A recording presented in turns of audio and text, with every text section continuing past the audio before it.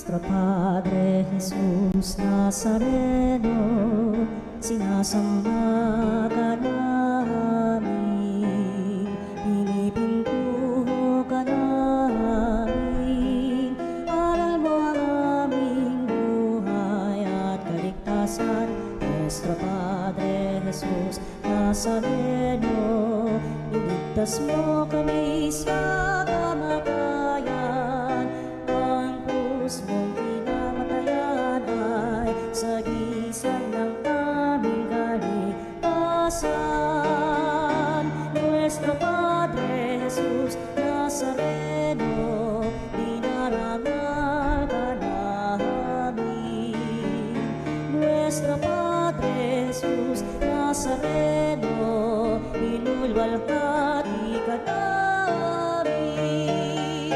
Nuestro Padre Jesus Nazareno, inarangal ka namin. Nuestro Padre Jesus Nazareno, inulwalhati ka namin. Ng Diyos na banal, gayon din ating ipagdangal si Mariang nagdulot ng kagalakan sa lahat. Pinagbuklod, pinagkaisa ng katawan ni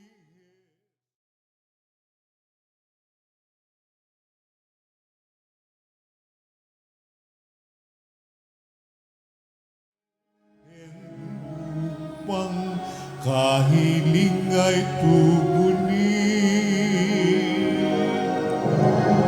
Tayo ngayon ay nagtipon upang purihin ang Diyos na banal.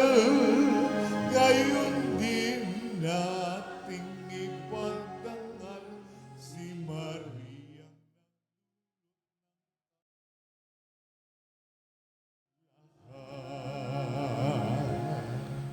Sa ngalan ng Ama at ng Anak at ng Espiritu Santo, Amen.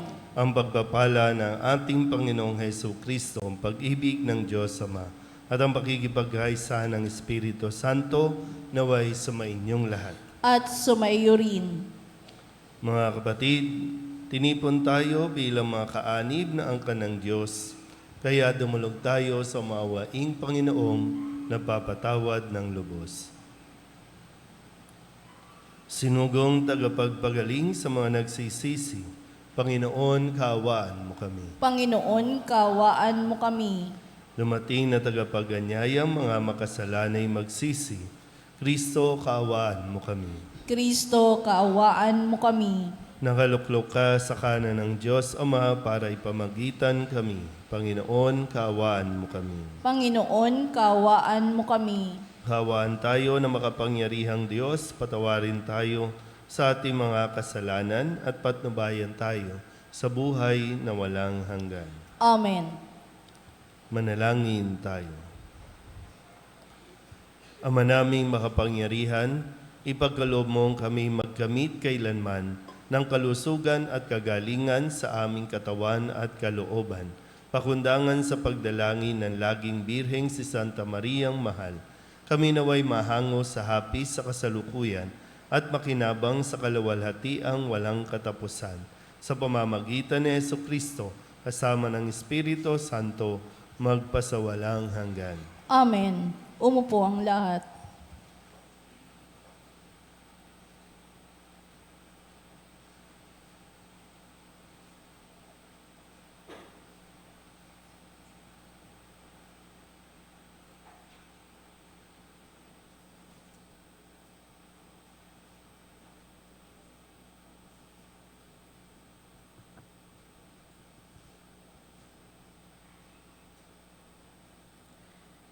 Pagbasa mula sa sulat ni Apostol San Pablo sa mga taga-Efeso. Mga kapatid, ang bawat isa sa ati binigyan ng tanging kaloob ayon sa sukat na ibinigay ni Kristo. Ganito ang sinasabi ng kasulatan.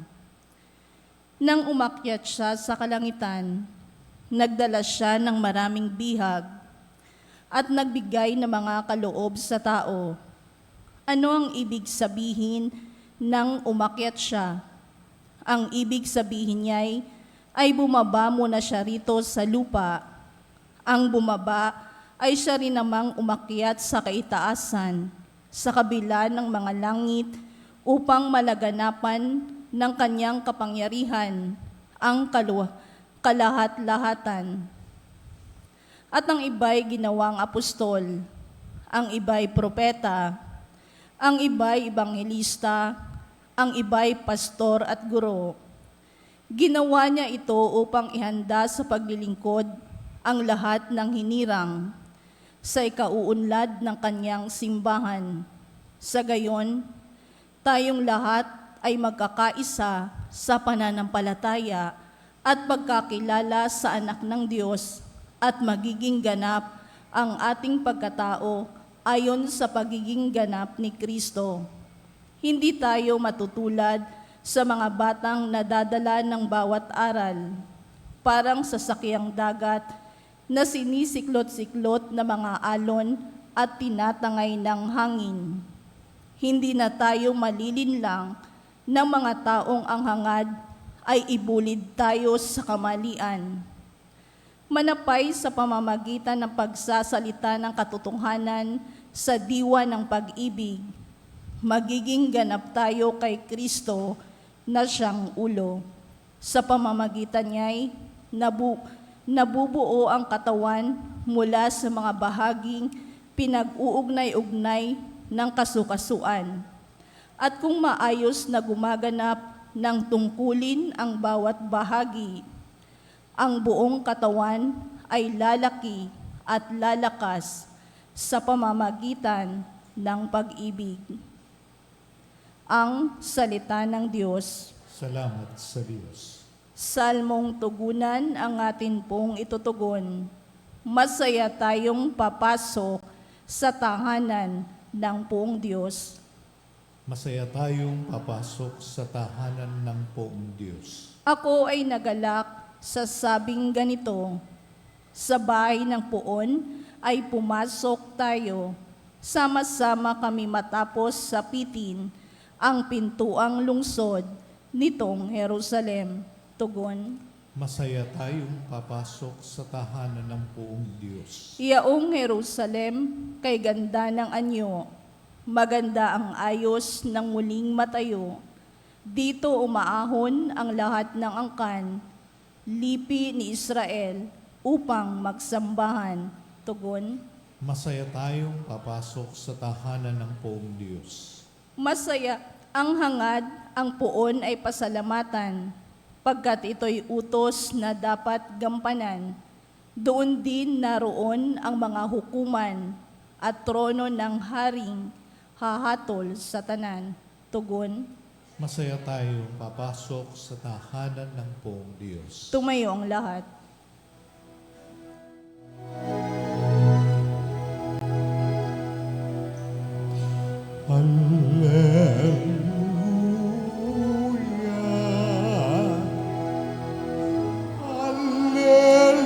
Hallelujah. Hallelujah. Hallelujah. Hallelujah. Hallelujah. Hindi nais ng may kapal na salari parusahan, kundi siya'y magbagong buhay. Hallelujah. Hallelujah.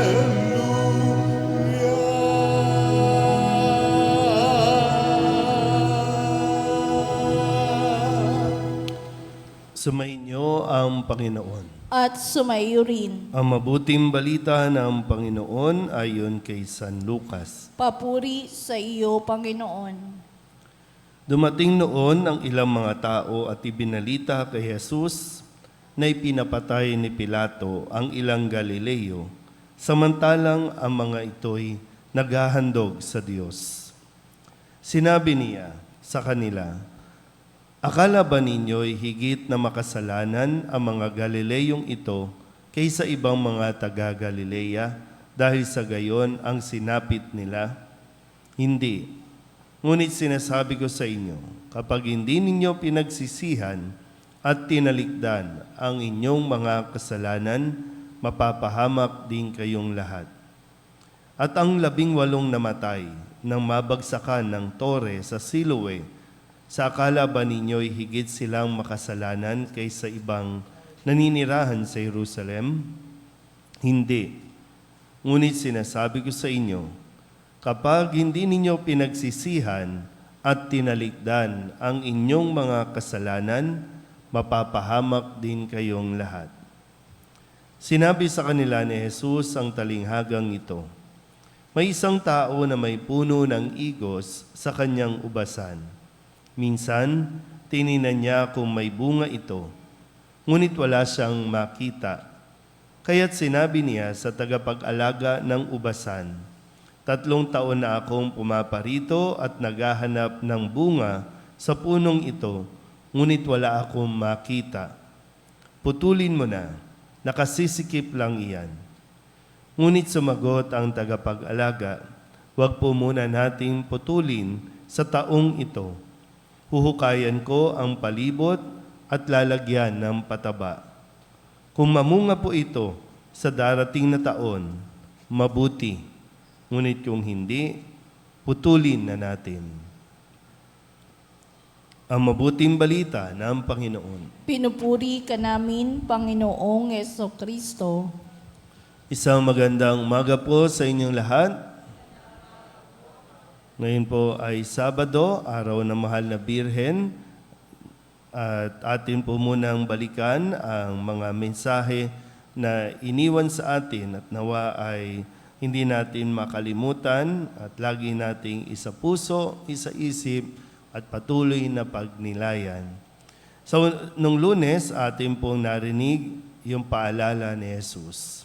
Ang sabi niya, mag-ingat kayo sa lahat ng uri ng kasakiman o kasamaan, sapagkat ang buhay ng tao ay wala sa laki ng kayamanan. Sa naranasan natin sa buong linggong ito, no? Simula nung Lunes, patuloy na pag-ulan, patuloy na pagbaha, ano ba ang punot dulo nito?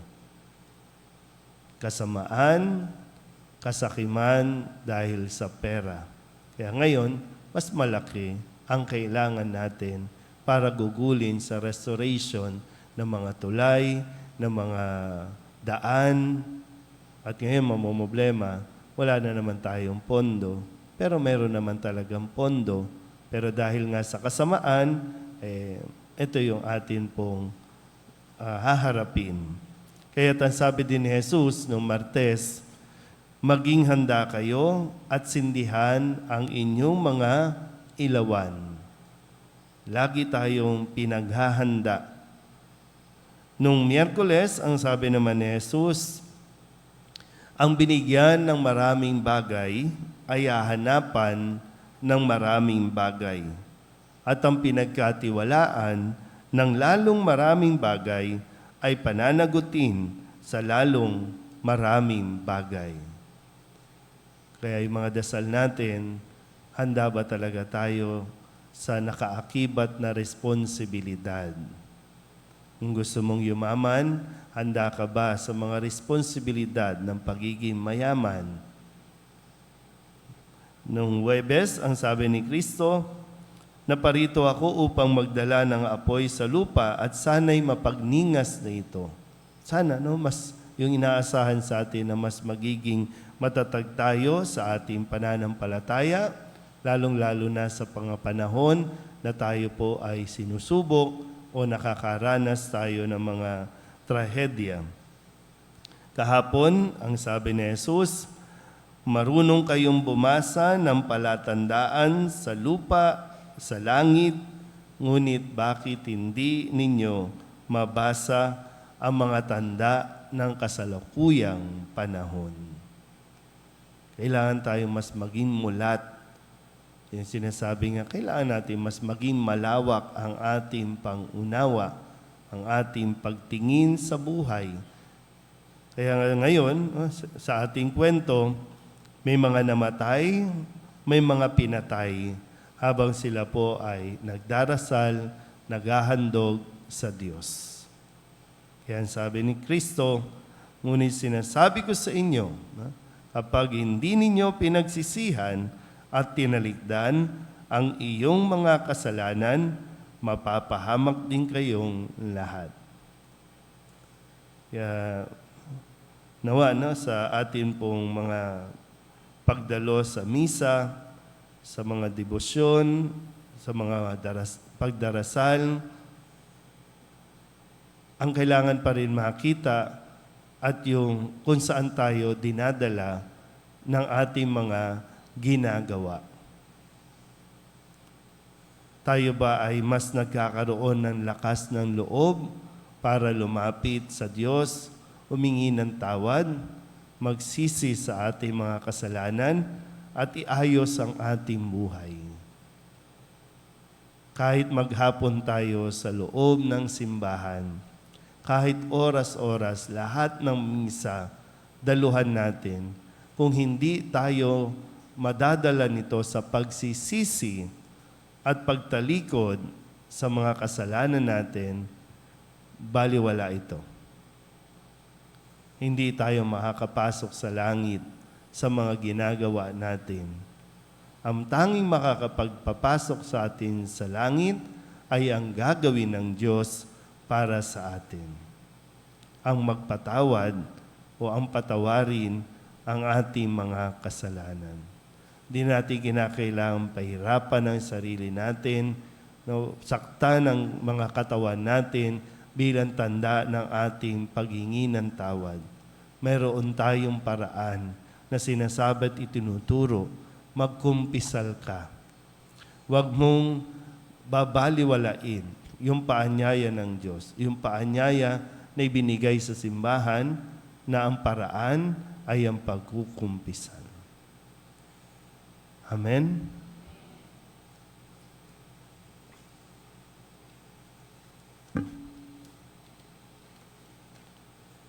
Mahabaging Ama, marapatin po ninyong dinggin ang aming mga panalangin sapagkat nananampalataya kami sa iyong anak, aming Panginoong Hesu Kristo. Lumalapit kami sa Kanya sa pamamagitan ni Maria.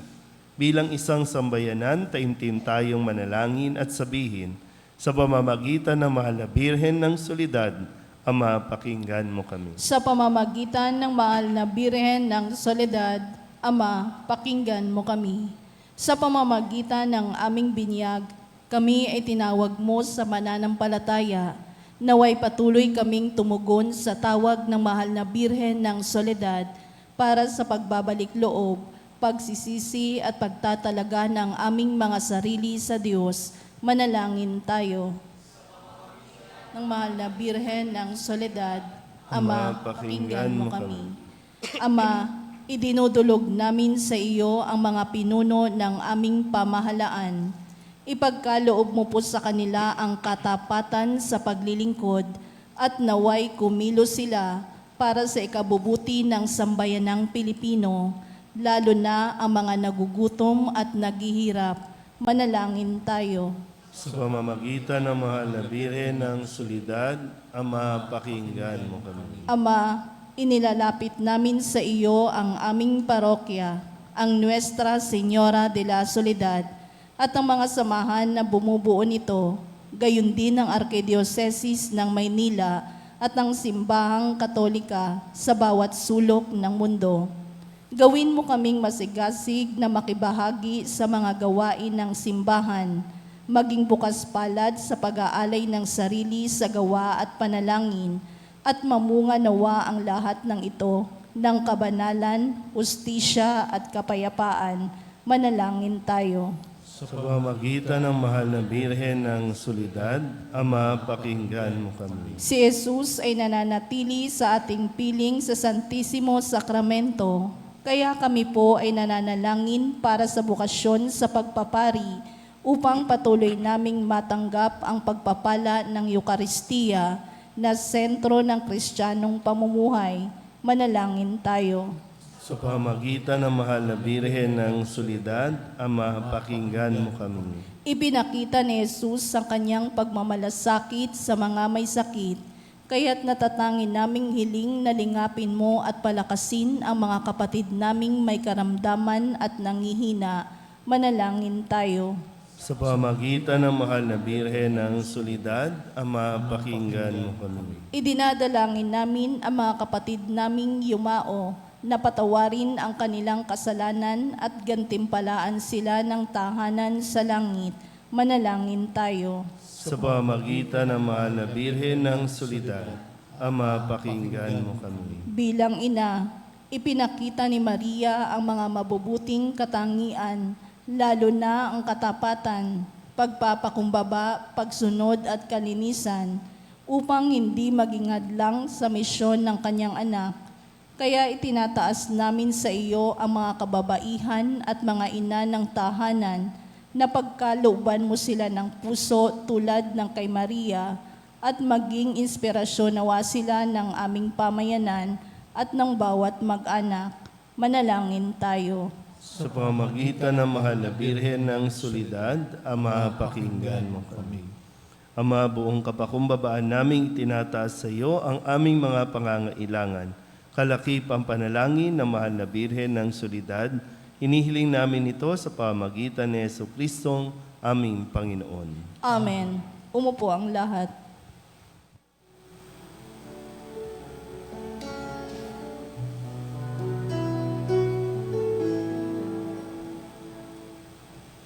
Alay namin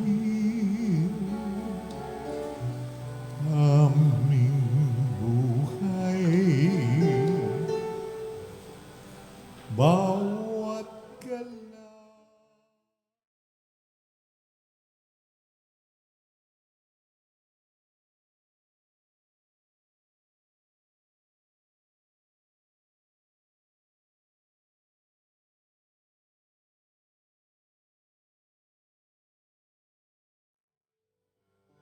Sa palad mo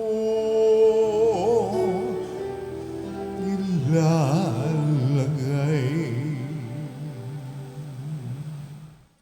Manalangin kayo mga kapatid upang paghahain natin ay kalugdan ng Diyos sa mga makapangyarihan. Tanggapin nawa ng Panginoon itong paghahain sa iyong mga kamay, sa kapurihan niya at karangalan sa ating kapakinabangan at sa buong sambayanan niyang banal. Ama naming lumikha, ang iyong nagkatawang taong anak ay tumulong nawa sa aming ginagawa upang siya na iniluwal ni Maria nang di bumawas kundi lalo pang nagpaganap sa pagkabirhen ay mapaginapat na kalugdan mo ang aming paghahain sa ikapagpapatawad ng mga kasalanan, sapagkat siya ang Panginoong kasama mo at ng Espiritu Santo magpasawalang hanggan. Amen. Sumainyo ang Panginoon. At sumaiyo rin. Itaas sa Diyos ang inyong puso at diwa. Itinaas na namin sa Panginoon. Pasalamatan natin ang Panginoong ating Diyos. Marapat na siya ay pasalamatan. Ama naming makapangyarihan, tunay ngang marapat na ikaw ay aming pasalamatan. Bukod mong pinapalang maging ina ni Jesucristo, ang mahal na birheng nagpupuri at nagagalak sa iyo. Ikaw ang gumawa ng tanang dakilang bagay. Ikaw ang lumilingap sa lahat kailanman. Nilingap mo ang mahal na birhen bilang iyong abang alipin na iyong binigyan ng tungkuling kumalinga sa anak mong manunubos namin. Kaya kaysa ng mga anghel na nagsisiawit ng papuri sa iyo nang walang humpay sa kalangitan, kami nagbubunyi sa iyong kadakilaan. Santo, Santo, Santo, Panginoong Diyos na makapangyarihan, napupuno ang langit at lupa ng kaluwalhatian mo. Hosana sa kaitaasan, pinapala ang naparito sa ngalan ng Panginoon. Hosana sa kaitaasan. Ama naming banal, ikaw ang bukal ng tanang kabanalan.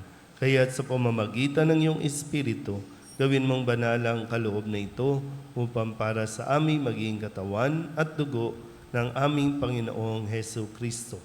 Bago niya pinagtiis ang kusang loob na maging handog, inawakan niya ang tinapay, pinasalamatan kaniya, pinaghati-hati niya iyon, iniabot sa kanyang mga alagad at sinabi, "Tanggapin ninyong lahat ito at kanin, ito ang aking katawan na ihahandog para sa inyo."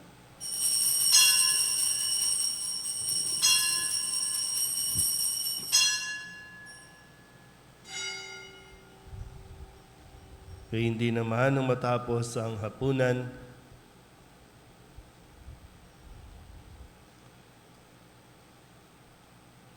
hinawakan niya ang kalis, muli kaniyang pinasalamatan.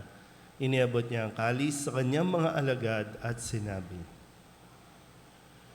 "Tanggapin ninyong lahat ito at inumin. Ito ang kalis ng aking dugo, ng bago at walang hanggan tipan. Ang aking dugo na ibubuhos para sa inyo at para sa lahat, sa kapagpapatawad ng mga kasalanan. Gawin ninyo ito sa pag-alaala sa akin."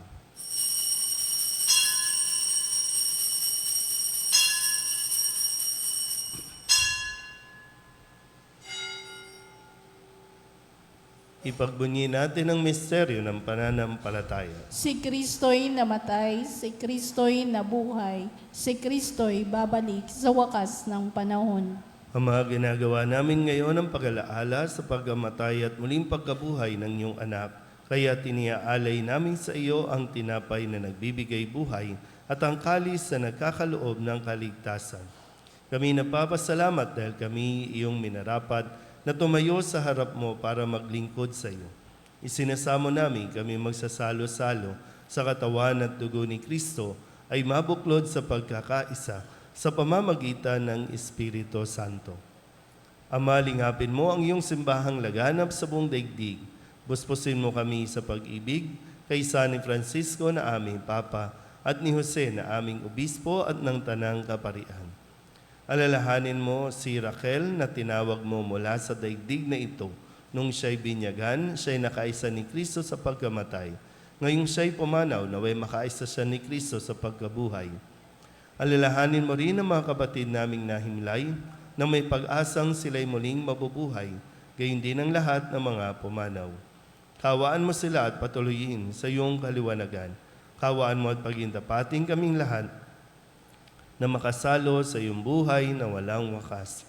Kaysa ng mahal na Birhen Maria na ina ng Diyos, ng kabiyak ng puso niyang si San Jose, kaysa ng mga apostol at ng lahat ng mga banal na namuhay dito sa daigdig ng kalugod-lugod sa iyo, may pagdiwang nawa namin ng papupuri sa ikararangal mo sa pamamagitan ng iyong anak na aming Panginoong Hesu Kristo. Sa pamamagitan ng Kristo, kasama niya at sa Kanya, ang lahat ng parangal at papuri ay sa iyo, Diyos Amang makapangyarihan, kasama ng Espiritu Santo, magpasawalang hanggan. Amen. Amen. Amen.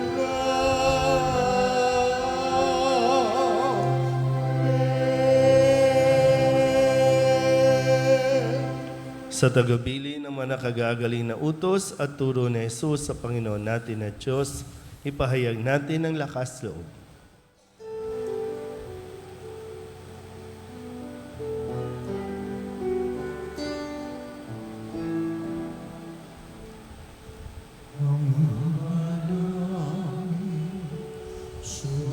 Sumasalangit ka, sambahin ang ngalan mo, magpasa amin ang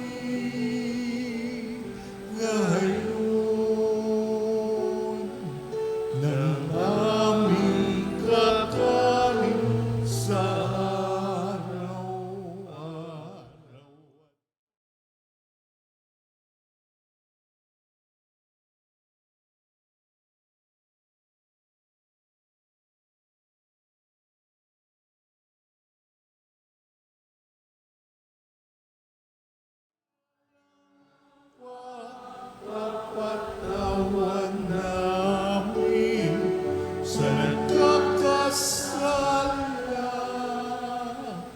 sa amin. Huwag mo kaming ipagdulot sa tukso at iadya mo kami sa lahat ng masama. Hinihiling namin kami iadya sa lahat ng masama, pagkalooban ng kapayapaan araw-araw, iligtas sa kasalanan, at ilayo sa lahat ng kapahamakan.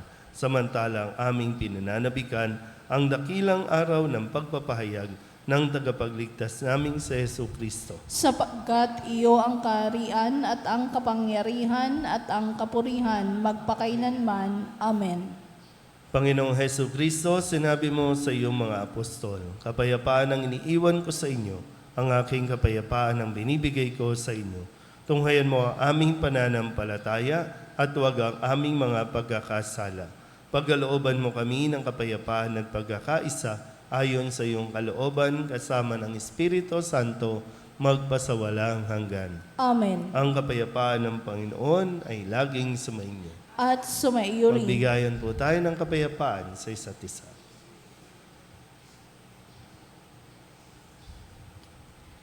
Kordero ng Diyos na nag-aalis ng mga kasalanan ng sanlibutan, maawa ka sa amin. Kordero ng Diyos na nag-aalis ng mga kasalanan ng sanlibutan, maawa ka sa amin. Kordero ng Diyos na nag-aalis ng mga kasalanan ng sanlibutan, ipagkaloob mo sa amin ang kapayapaan.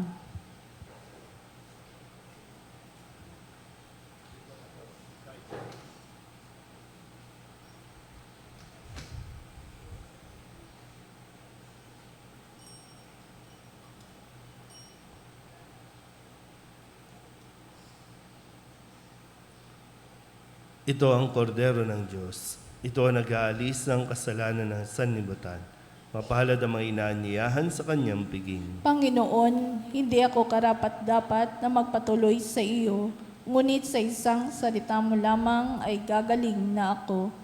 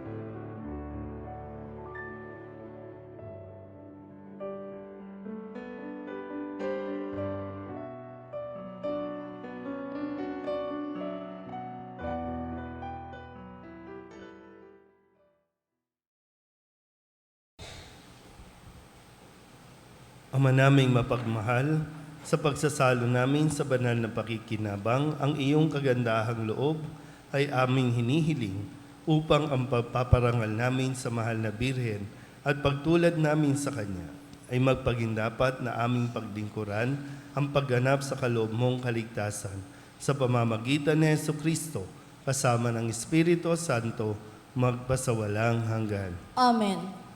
Sumainyo ang Panginoon. At sumaiyo rin. At pagpalain kayo ng makapangyarihang Diyos, Ama at Anak at Espiritu Santo. Amen. Tapos sa banal na misa, humayo tayo sa kapayapaan ni Kristo. Salamat sa Diyos.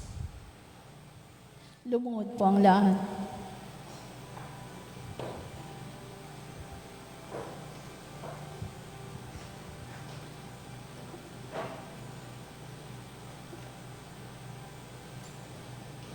O salutaris hostia, que celi pandis ostium, bella premur hostilia,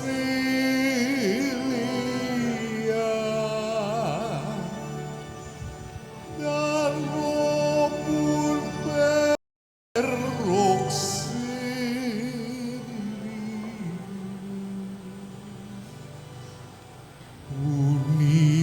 unitrino che domino,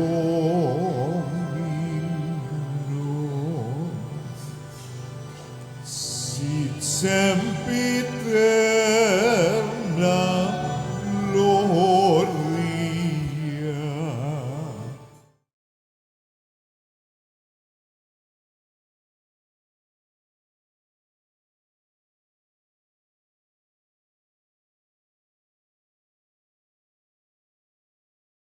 Nobis Domine et in patria.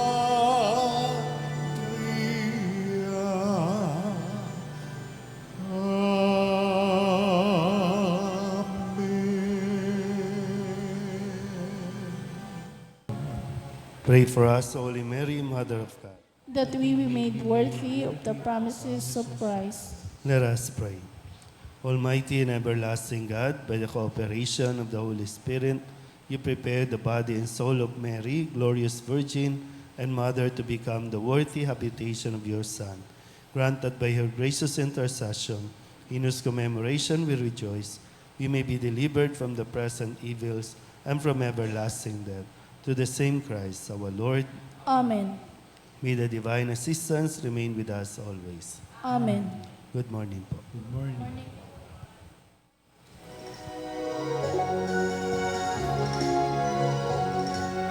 Nuestra Señora de Soledad, inang mapakis ng mga hirap, nagbaka ng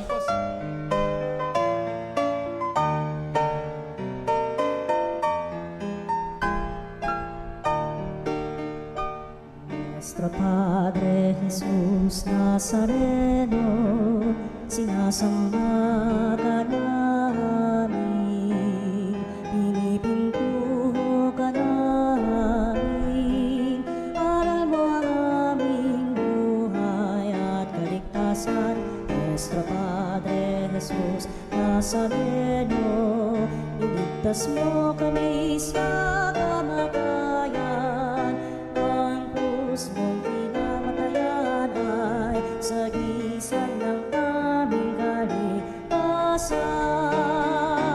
Nuestro Padre Jesus Nazareno, dinarangal ka namin. Nuestro Padre Jesus Nazareno, inulwalhati ka namin.